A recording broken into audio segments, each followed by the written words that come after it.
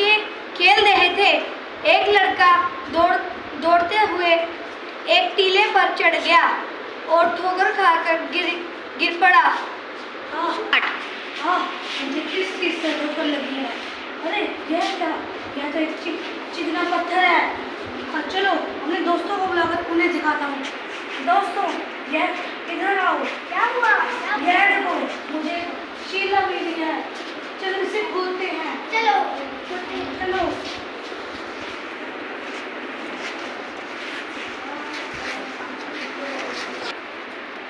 अरे वाह, यह तो एक सिंहासन का आकार दे रहा है। चलो, मैं इसमें विराजमान हूँ। मैं राजा हूँ और तुम सब दरबारी। तुम सब अपनी फरियाद लाओ और मैं न्याय करूँगा।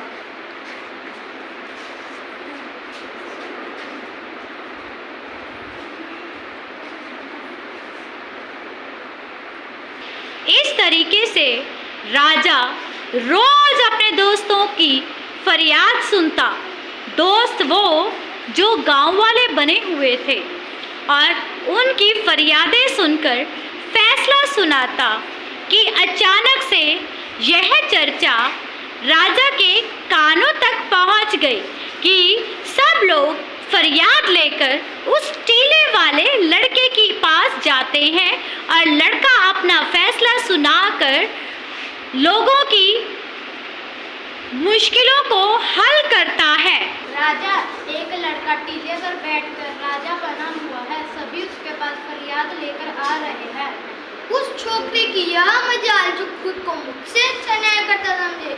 मैं इन किस्सों पे विश्वास नहीं रखता। मैं खुद जाकर देखूंगा। इस तरीके से एक दिन राजा ने फैसला किया कि वह उस टीले वाले लड़के को ज़रूर देखेगा और उसके फैसले को समझकर पूर्ण रूप से विश्लेषण करेगा।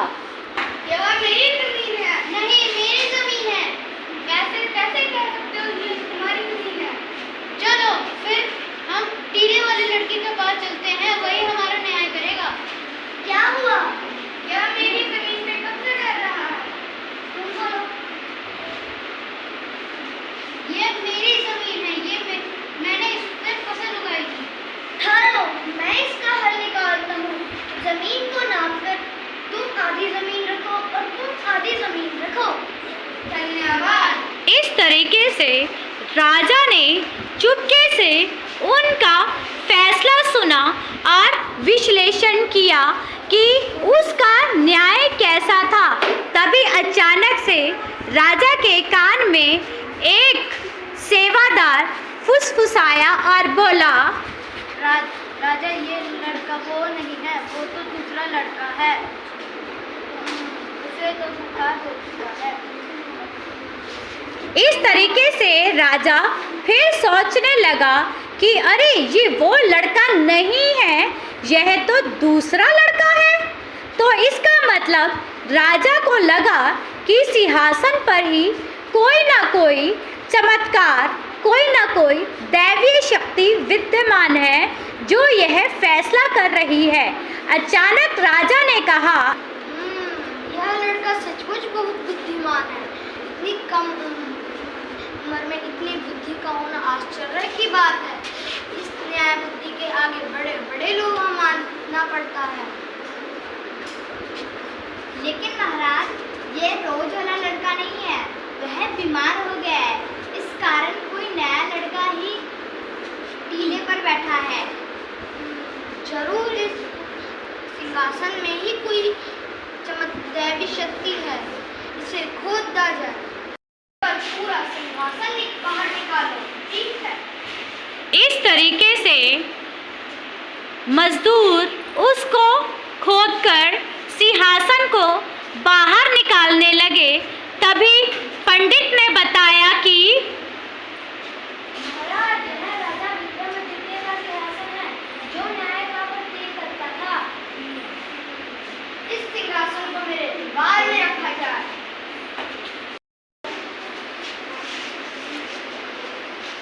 सिंहासन पर कल आके बैठूंगा। इस तरीके से राजा अगले दिन दोबारा उस सिंहासन पर विद्यमान होने के लिए जाता है। तभी अचानक ठहरो,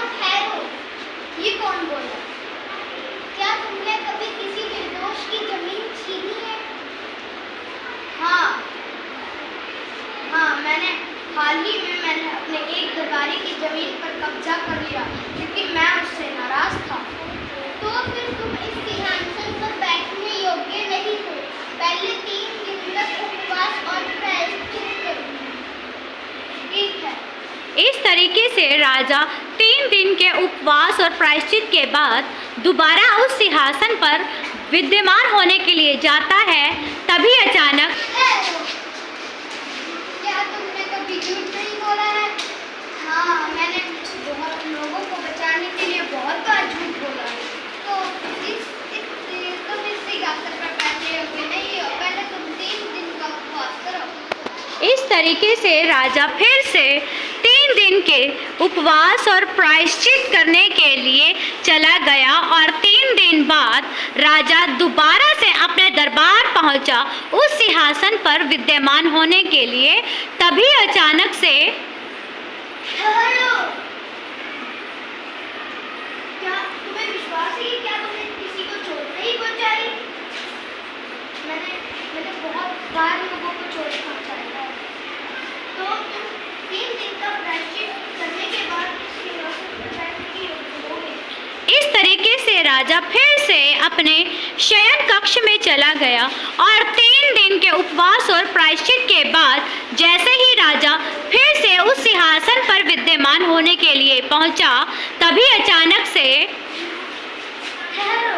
क्या तुम्हें यकीन है कि तुमने कभी झूठ नहीं बोला?